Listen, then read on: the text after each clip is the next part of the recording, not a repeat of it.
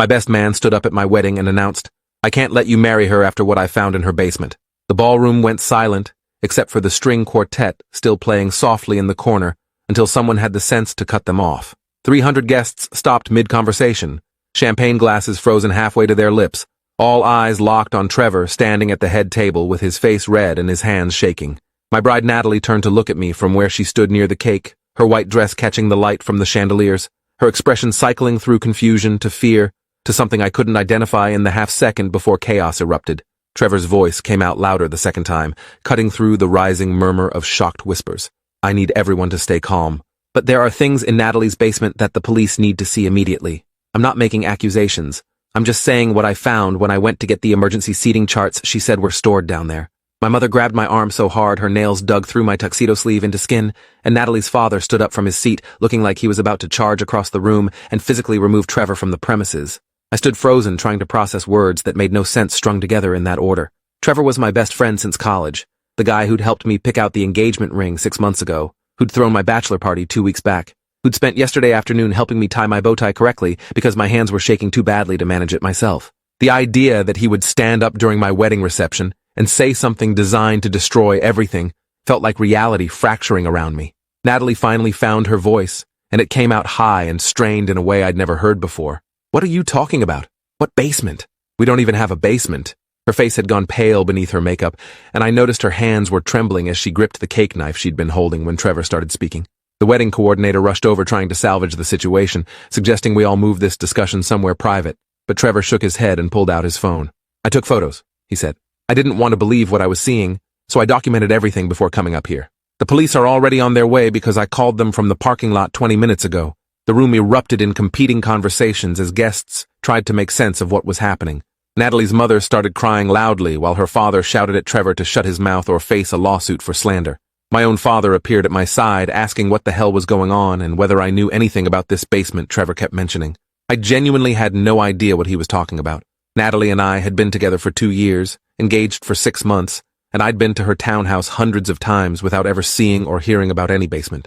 The place was built in the 70s as part of a development that famously had no basements due to the water table issues in our area. Every real estate agent I'd ever spoken to made a point of mentioning that particular detail about properties in that neighborhood. Trevor started swiping through his phone while people shouted questions and accusations at him from every direction.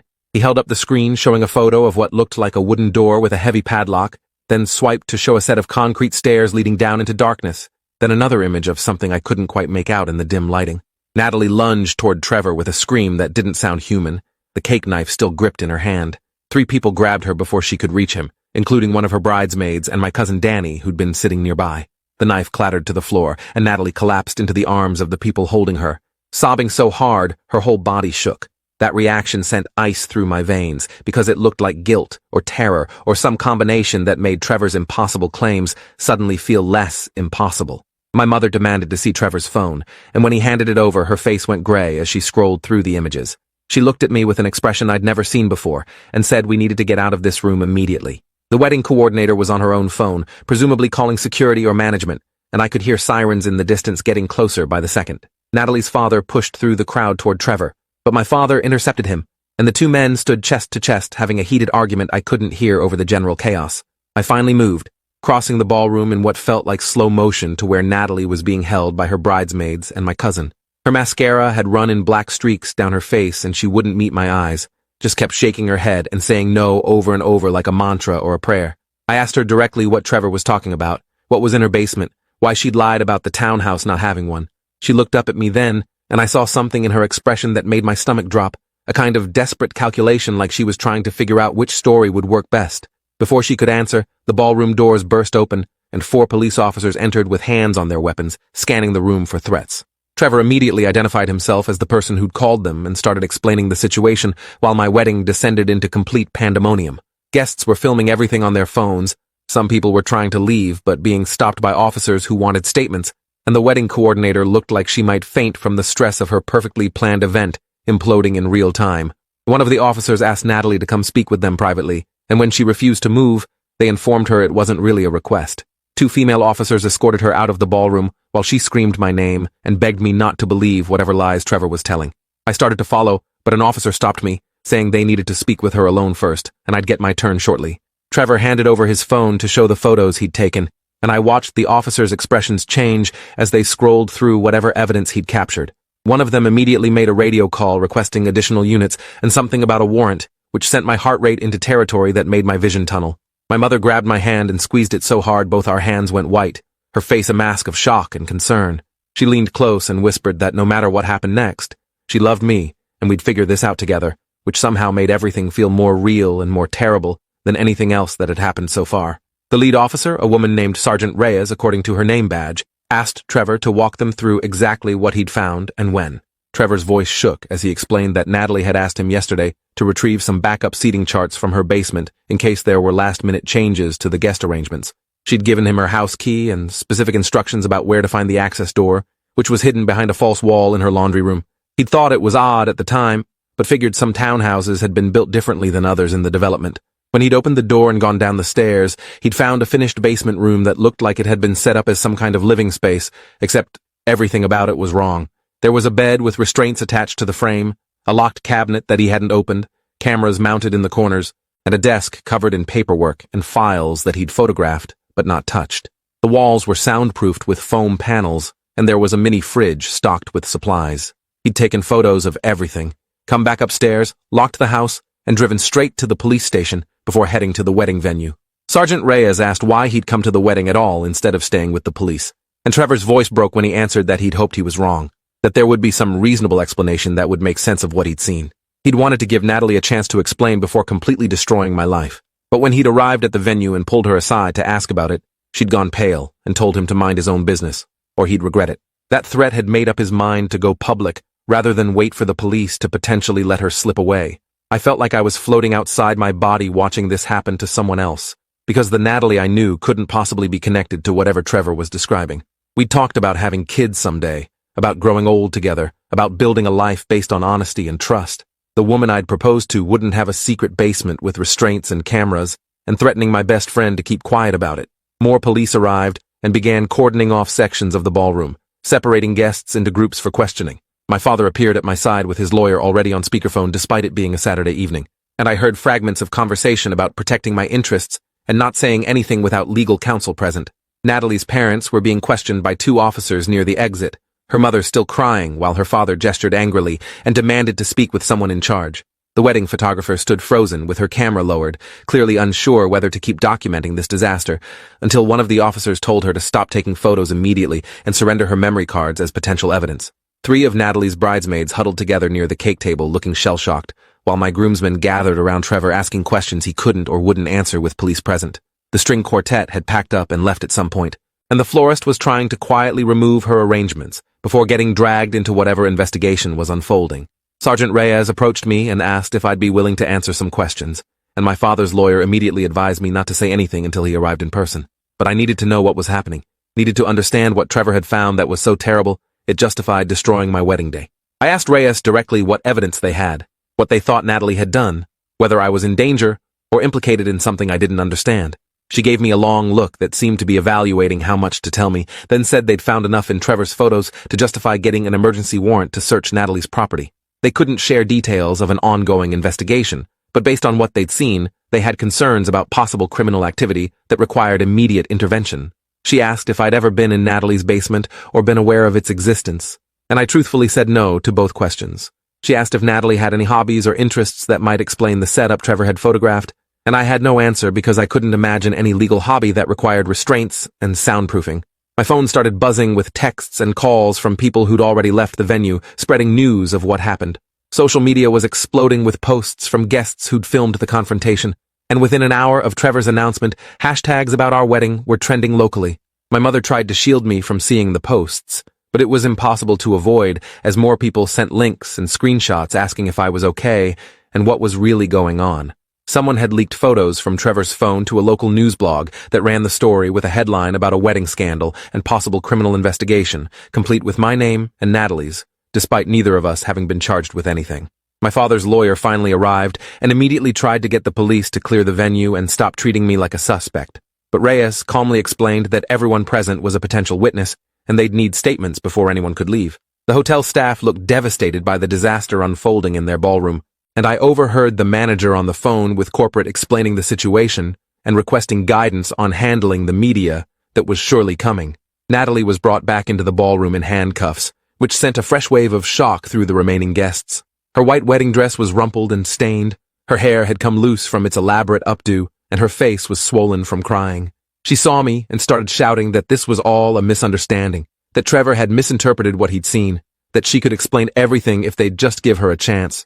The officers holding her arms kept her moving toward the exit while she begged me to listen to her, to not believe the lies, to remember that we loved each other. I stood frozen, watching the woman I'd been about to marry being led away in handcuffs, and every memory of our relationship started reframing itself through this new terrible lens. Had I ever really known her? Or had I been in love with a carefully constructed performance? The officers took her out a side exit to avoid the media that had gathered at the main entrance, and I watched through the windows as they loaded her into a patrol car, while photographers captured everything from the parking lot perimeter. Sergeant Reyes approached me again with an evidence bag containing Natalie's phone, which they'd confiscated when they arrested her.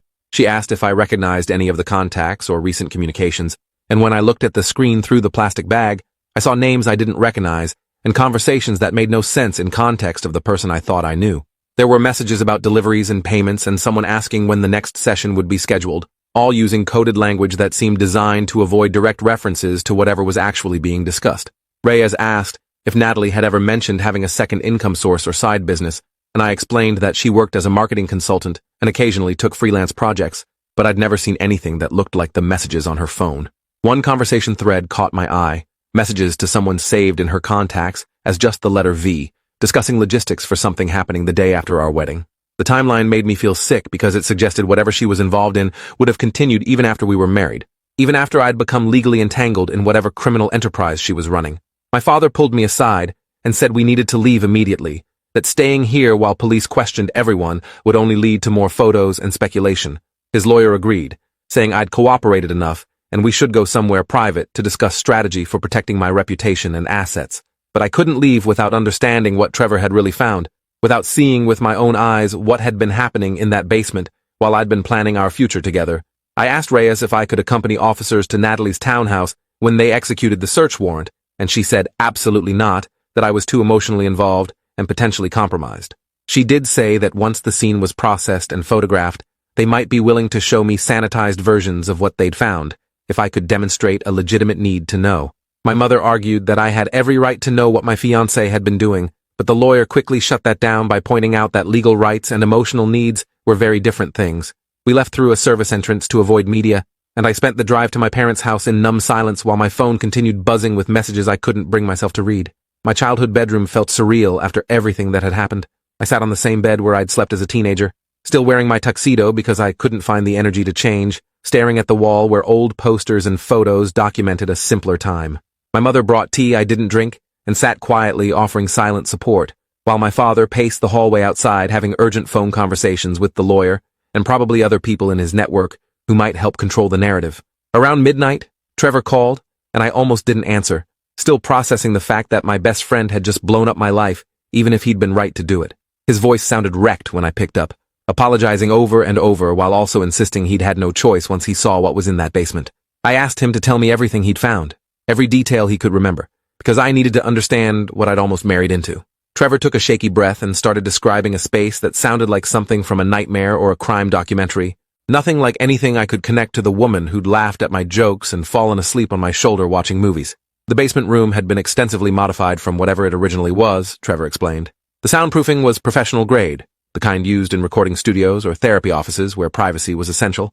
The restraints on the bed weren't the novelty kind you'd buy at an adult store, but heavy-duty medical-grade equipment designed to securely hold someone against their will. The cameras in the corners were connected to a computer system with what looked like streaming capabilities, suggesting whatever happened in that room was being recorded or broadcast somewhere. The locked cabinet concerned him most because it was the kind of security furniture used to store controlled substances or weapons, reinforced and requiring both a key and a combination to access. The desk had been covered in paperwork that he'd photographed, but mostly not read, catching glimpses of names and numbers and what might have been financial records. There was a clothing rack with outfits in various sizes, a makeup station with professional lighting, and a shelf of wigs in different styles and colors. Everything about the space suggested planning and ongoing operation, not some one-time mistake or temporary situation. I asked Trevor if he'd seen any indication of who else might be involved or who Natalie was working with, and he said there'd been a calendar on the wall with dates marked in code, appointments scheduled weeks in advance that suggested whatever was happening wasn't spontaneous. He'd seen references to initials rather than full names, meeting times that ran late into the night, and dollar amounts that made no sense for any legitimate business. One document he'd photographed appeared to be some kind of contract or agreement, though he hadn't read it closely enough to understand the terms being outlined. There'd been a small safe built into the wall that he hadn't tried to open, and he'd noticed what looked like a separate entrance to the basement from outside the house, a bulkhead door that would allow someone to come and go without entering through the main residence. The level of sophistication and planning that had gone into creating this space suggested Natalie had been operating whatever business this was for a significant period of time, possibly years before I'd even met her. I hung up with Trevor feeling more confused and horrified than before the call. Nothing he'd described matched any version of reality I could accept, and yet the evidence clearly existed. My phone showed a missed call from Natalie's mother, along with several angry texts accusing me of being part of whatever conspiracy had led to her daughter's arrest, which made no sense given that I was clearly as shocked as everyone else. One of the bridesmaids texted asking if I'd known about the basement, adding that she'd always thought there was something off about Natalie, but couldn't articulate what specifically had bothered her. My college roommate sent a link to a news article already published online with the headline, "Local Wedding Turns into Crime Scene Investigation," complete with photos taken by guests and speculation about what charges Natalie might face. The article quoted anonymous sources, suggesting everything from human trafficking to illegal pornography to financial fraud, all without any actual confirmed information, but generating plenty of attention and shares. Around 2 in the morning, Sergeant Reyes called to inform me that they'd executed the search warrant at Natalie's townhouse and found evidence supporting multiple serious charges. She couldn't share specific details yet, but said the investigation was expanding to include possible accomplices and victims who might need to be located and protected.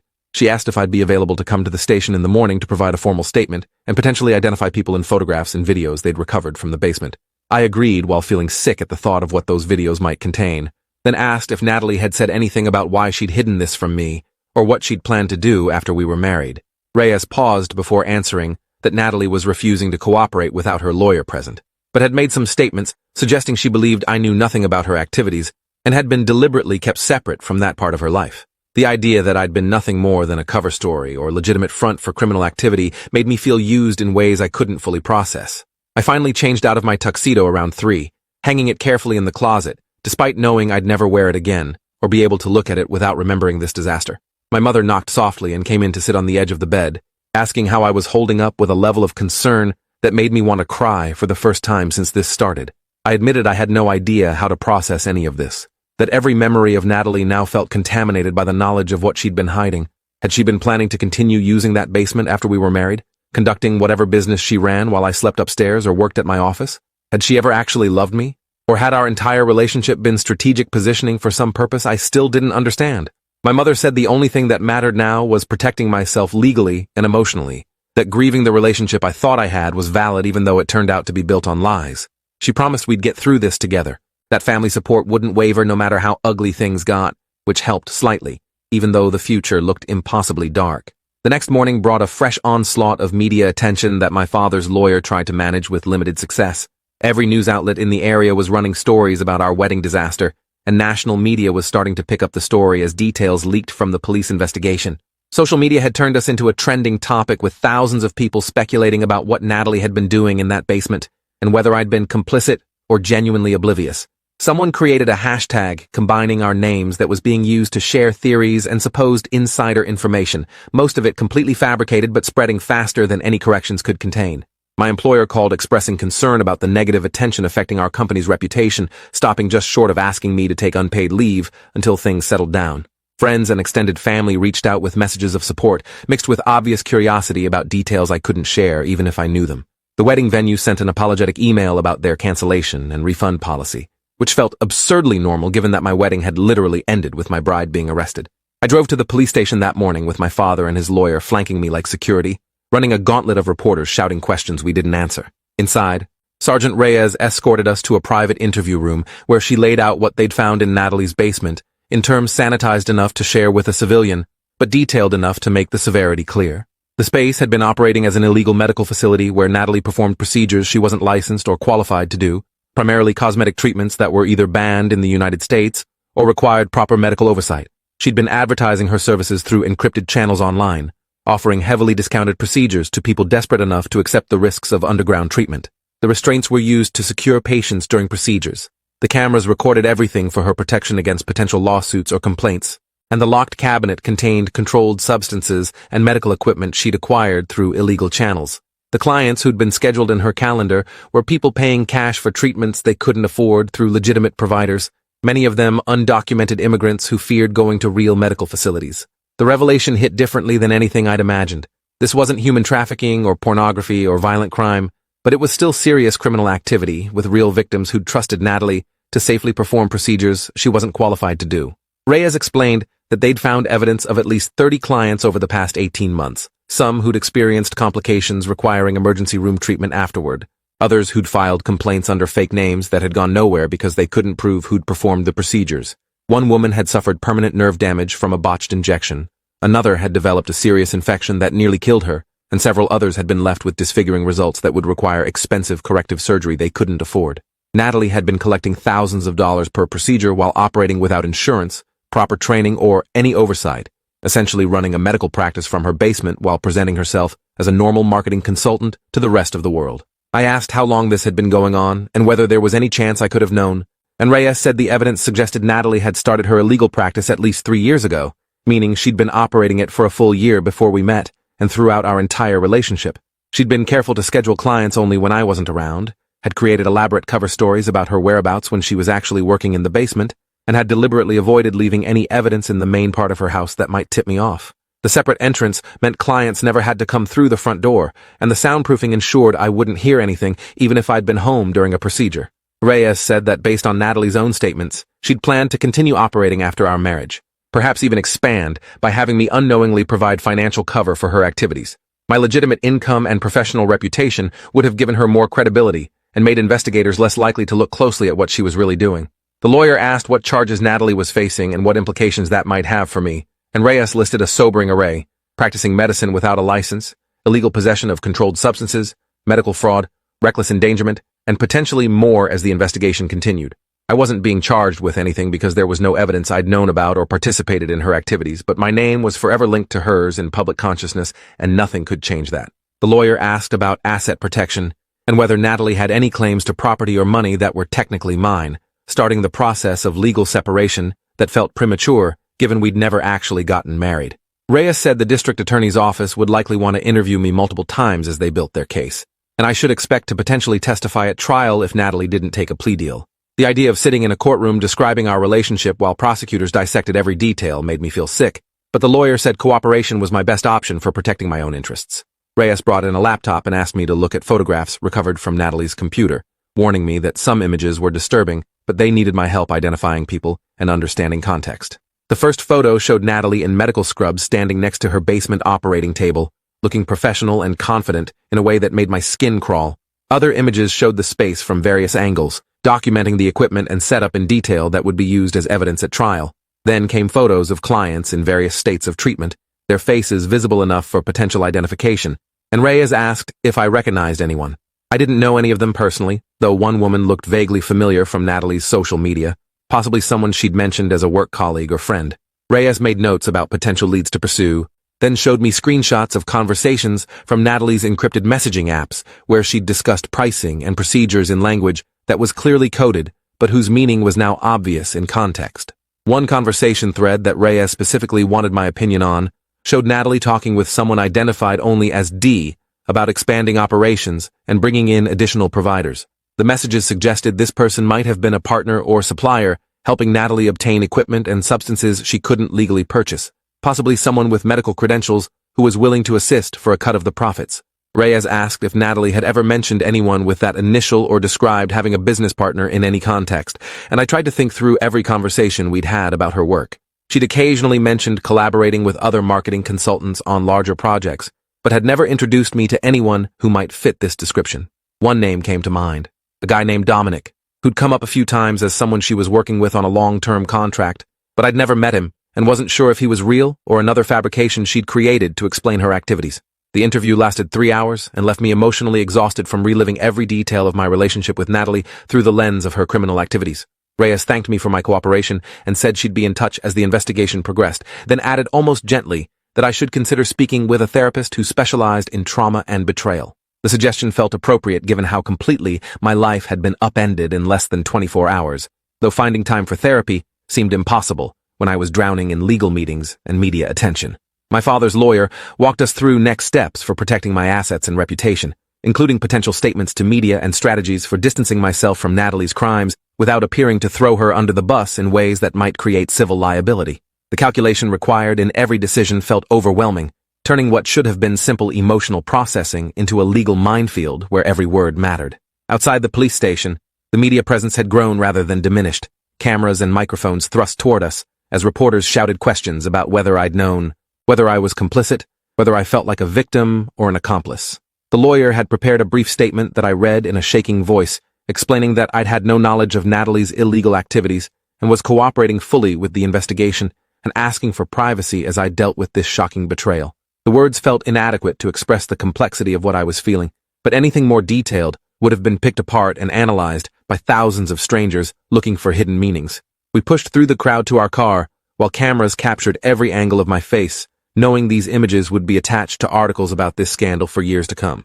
My father drove us back to their house while I slumped in the passenger seat, feeling like my entire identity had been shredded, and I didn't know who I was anymore beyond that guy whose fiancée turned out to be a criminal. Trevor called again that afternoon, and this time I actually wanted to talk to him despite still processing my complicated feelings about his role in all this. He'd been interviewed by police that morning and given a formal statement about finding the basement, and he said detectives had praised his quick thinking in documenting everything before Natalie could destroy evidence. They'd confirmed that without his intervention, Natalie might have continued operating indefinitely, potentially harming more people who trusted her with procedures she wasn't qualified to perform. I wanted to thank him for stopping her even though the method and timing had been devastating, but the words wouldn't come out right. Instead, I asked if he'd known something was wrong before finding the basement, whether there'd been signs I'd missed that might have helped me see the truth sooner. Trevor admitted he'd always found Natalie slightly cold and calculated, but had dismissed it as personality difference rather than evidence of criminal behavior.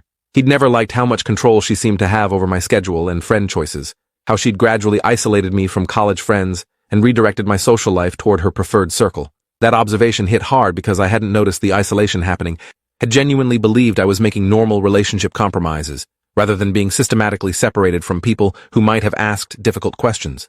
Looking back with clarity I hadn't had before, I could see how Natalie had discouraged me from spending too much time at her place, how she'd always suggested we meet at my apartment or go out rather than staying at her townhouse. I'd thought she was being considerate of my preferences, but really, she'd been protecting her secret by limiting my opportunities to discover the basement. She'd also been strategic about when she scheduled her illegal procedures, apparently checking my calendar to ensure I'd be at work or traveling when clients were coming to her house. The level of planning and deception required to maintain that double life while also managing a full relationship with me suggested capabilities I'd never imagined her having, a kind of compartmentalization that felt sociopathic in its thoroughness. The news cycle continued churning out stories about our wedding disaster, each iteration adding new, speculative details that might or might not be accurate. One tabloid ran a piece claiming Natalie had planned to use our marriage as a way to access my professional network for recruiting new clients, painting me as either naive or complicit, depending on which paragraph you read. Another outlet published interviews with people claiming to have been victimized by Natalie's illegal procedures, though most of those sources remained anonymous due to their own immigration status or fear of legal consequences for having sought illegal treatment. Social media transformed our wedding into a cautionary tale about how well you really know your partner, with relationship experts weighing in on warning signs people should watch for and commenters sharing their own stories of discovering partners' hidden lives. My name was mentioned in virtually every article despite having done nothing wrong, forever linked to Natalie's crimes simply because I'd been unlucky enough to fall in love with the wrong person. My employer finally asked me to take a leave of absence after clients started expressing concern about the negative publicity affecting their own brands. The request was framed as supportive, giving me time to deal with this personal crisis, but the underlying message was clear that my presence was becoming a liability. I agreed to step back for a few weeks, knowing my career had probably just suffered permanent damage regardless of my innocence. My father tried to spin it as an opportunity to regroup and plan my next moves, but we both knew the truth was that I'd become professionally toxic through no fault of my own. Friends from work stopped responding to messages, and I watched in real time as people distanced themselves to avoid being associated with the scandal. Only Trevor and a few other close friends maintained regular contact, while most of my social circle quietly dropped away rather than risk their own reputations by being seen supporting me. Natalie's preliminary hearing happened 3 days after the wedding that wasn't, and I attended despite my lawyer's recommendation to stay away. I needed to see her, to look her in the eye and try to understand how the woman I'd loved could have hidden such a massive part of her life. She was brought into the courtroom wearing an orange jumpsuit instead of a white wedding dress, her hair pulled back in a simple ponytail rather than the elaborate style she'd had for our ceremony. When our eyes met across the room, she mouthed, "I'm sorry," and tears streamed down her face, but I felt nothing except a kind of hollow curiosity about whether those tears were genuine or another performance. The prosecutor outlined the charges in devastating detail, describing the illegal medical practice and the victims who'd suffered complications from her unqualified treatment. Natalie's lawyer entered a not guilty plea and requested bail, arguing she wasn't a flight risk and had no prior criminal history, but the prosecutor countered that she'd been running a sophisticated criminal enterprise and had the resources to disappear if released. The judge denied bail, citing the severity of charges and number of victims, and ordered Natalie held pending trial. She turned to look at me one more time before being led away, her expression a mixture of pleading and resignation that made me wonder what she'd expected to happen after getting caught. Had she thought I'd stand by her despite everything, that love would somehow overcome the betrayal and criminal activity? Or had she simply never planned for the possibility of being discovered, confident in her ability to compartmentalize and deceive indefinitely? I left the courthouse feeling no closure, just more questions about how I'd been so thoroughly fooled and what that said about my judgment. The lawyer reminded me that I'd need to be prepared for Natalie's defense team, potentially trying to implicate me, or suggest I'd known more than I was admitting. Standard strategy for desperate defendants looking to spread blame. That possibility added another layer of anxiety to everything else. Knowing my innocence might not be enough if Natalie decided to drag me down with her. The district attorney's office contacted me later that week asking for another interview, this time with multiple prosecutors who were building the case against Natalie. They wanted me to walk through our entire relationship chronologically, identifying moments where she'd been away or secretive that now aligned with her illegal activities. We spent 5 hours reconstructing a timeline that showed Natalie had been operating her basement practice throughout our relationship, with the frequency of procedures actually increasing after we got engaged. The prosecutor suggested she might have seen our upcoming marriage as providing additional cover and legitimacy, making it even less likely that anyone would question what she was really doing. One prosecutor asked if I'd noticed any unexplained money or purchases that might indicate her illegal income, and I had to admit, I'd never paid close attention to her finances because we'd maintained separate accounts, and she'd always seemed comfortable financially. That conversation triggered a review of my own financial records to ensure nothing looked suspicious or suggested I'd been receiving money from Natalie's criminal enterprise. The lawyer wanted documentation proving I'd paid for everything myself and had no unusual deposits or transfers that might raise questions. My bank statements showed nothing except my normal salary and expenses, which was a relief, but also somehow made me feel worse about how completely separate our lives had actually been. She'd never needed my money because she was making plenty from her illegal practice, and she'd never tried to combine finances because that would have created a paper trail I might have questioned. Every detail that emerged reinforced how calculated and deliberate her deception had been, how thoroughly she'd constructed a fake version of herself for me to love while her real life happened in that basement. Trevor called with news that police had arrested the person identified as D in Natalie's encrypted messages, a former medical assistant named Dominic Rourke, who'd been supplying her with controlled substances and equipment stolen from his employer. The arrest came after investigators traced shipments documented in Natalie's records and connected them back to Dominic's access at the medical facility where he worked. He was cooperating with prosecutors in exchange for a reduced sentence, providing detailed information about the scope of Natalie's operation and identifying other potential victims who hadn't come forward yet. His cooperation meant more evidence piling up against Natalie, making it increasingly unlikely she'd be able to negotiate any kind of favorable plea deal. Trevor said the prosecutors were calling Dominic's testimony a breakthrough in understanding how Natalie had sustained her operation for so long without getting caught, proving she'd had help from someone with legitimate medical access. The media found out about Dominic's arrest and ran stories connecting him to Natalie, speculating about whether they'd been romantically involved in addition to their criminal partnership. The question made me feel sick because it added potential infidelity to the betrayal I was already processing, though in some ways, romantic betrayal seemed almost insignificant compared to the criminal deception. I found myself obsessively reading every article and social media post about the case, unable to look away from the disaster even though each new detail made me feel worse. My therapist, who I'd finally started seeing, said this was a normal response to trauma and betrayal, the need to understand what had happened even when understanding brought pain. She suggested I'd eventually need to stop consuming media coverage to protect my mental health, but acknowledged I wasn't ready for that yet while everything was still actively unfolding. Natalie's family reached out through their lawyer requesting a meeting, and mine advised strongly against it until we knew what they wanted. The request came with accusations that I'd somehow led police to target Natalie or had been involved in setting up whatever Trevor had found in the basement. The absurdity of the accusations would have been laughable if they weren't being made by people who were supposedly going to become my in-laws, people I'd spent holidays with and considered family. My lawyer drafted a response declining the meeting and making clear that I'd been completely unaware of Natalie's activities, that I was cooperating with law enforcement, and that any attempt to implicate me would be met with legal action. The aggressive stance felt necessary to protect myself, even though it meant burning bridges with people I'd once cared about. Another casualty of Natalie's decisions that rippled out, affecting everyone connected to her. 2 months after the wedding disaster, the district attorney announced a grand jury had indicted Natalie on 43 counts, covering her illegal medical practice and its various victims. The number stunned me, even though I'd known the scope was large, translating abstract concepts of harm into a concrete count of people whose lives she'd damaged. The announcement brought another wave of media attention and more stories from victims willing to speak publicly about their experiences. One woman described permanent scarring from a procedure Natalie had botched, explaining she'd trusted her based on convincing fake credentials and a professional website that made the operation seem legitimate. Another man talked about nearly dying from an infection after treatment, spending weeks in the hospital recovering from complications, while Natalie ignored his calls for help. Each story added to my understanding of the real harm she'd caused, moving beyond abstract criminality to the specific suffering of individual people who'd believed her lies. The trial date was set for 6 months out, giving both sides time to prepare their cases and for prosecutors to continue interviewing victims and witnesses. I was told to expect to be called as a witness for the prosecution, required to testify about our relationship and confirm I'd had no knowledge of Natalie's basement activities. The thought of sitting in a witness box while Natalie watched from the defense table made my stomach turn, but the prosecutors said my testimony would be crucial for establishing her pattern of deception. I'd represent the person closest to her who'd still been completely fooled, demonstrating how effectively she'd compartmentalized and hidden her criminal enterprise, even from someone who should have known her well. The lawyer prepared me for the kinds of questions defense attorneys might ask, attacks on my credibility, or suggestions that I was lying about my ignorance to protect myself from prosecution. During this waiting period, I tried to rebuild some version of a normal life, despite knowing normal was probably impossible now. I returned to work after my leave of absence, facing whispers and awkward silences from colleagues who didn't know how to act around me. Some people were supportively sympathetic, while others clearly believed I must have known something, and was either lying or willfully blind to obvious signs.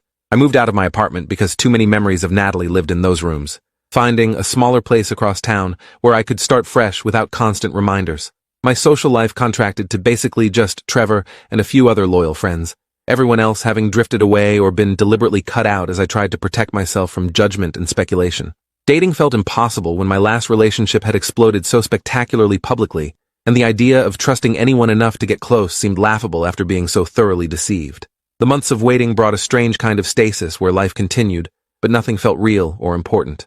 I went through motions of work and daily routine while mentally preparing for trial testimony and emotionally processing the betrayal that had redefined my entire sense of self. Therapy helped me understand that Natalie's deception said nothing about my worth or judgment, that even trained professionals had been fooled by skilled manipulators. But intellectually, understanding something didn't make it hurt less. I grieved the relationship I'd thought I had while simultaneously feeling stupid for grieving something that had never really existed, at least not in the form I'd believed.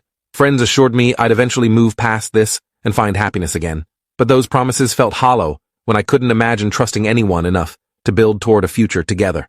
The trial finally began on a cold morning in November, almost exactly a year after Natalie and I had gotten engaged. The courthouse was packed with media and spectators drawn by the sensational nature of the case, and I had to push through crowds to reach the witness waiting room. Prosecutors had prepared me extensively for my testimony, walking through every likely question and every potential attack the defense might launch. When my name was called, I walked into the courtroom feeling like I was moving through water, everything slowed down and muffled by anxiety. Natalie looked smaller than I remembered, diminished by months in jail and the weight of charges against her, but her eyes locked onto mine with an intensity that made me look away. The prosecutor led me through basic questions about our relationship, establishing timeline and intimacy, and my complete lack of knowledge about her basement activities. Then came cross-examination, where Natalie's defense attorney tried to paint me as either complicit or willfully ignorant, asking how I could have lived with someone for 2 years without noticing anything suspicious. I explained honestly that Natalie had been careful to keep her activities hidden, that she'd had a separate entrance for clients and only operated when I was away, that the soundproofing meant I'd never heard anything unusual. The attorney pushed harder, suggesting I must have benefited financially from her illegal income or at least suspected something was wrong, but I maintained that our finances had been separate, and I'd never seen any indication of criminal behavior. The questioning felt invasive and accusatory despite my status as a victim of her deception, and I left the witness stand feeling like I'd been on trial rather than testifying against someone else. The experience reinforced how completely Natalie's actions had contaminated every aspect of my life, turning even my attempt to help prosecutors into another form of public humiliation. The trial lasted 3 weeks and produced a steady stream of damning evidence and heartbreaking victim testimony. Medical experts explained how dangerous Natalie's procedures had been and how she'd lacked the training necessary to safely perform them. Victims described their suffering and the permanent damage done by trusting someone who'd seemed credible and professional. Dominic testified about supplying her with stolen substances and equipment, explaining how she'd recruited him and convinced him her operation was a victimless crime helping people who needed affordable care.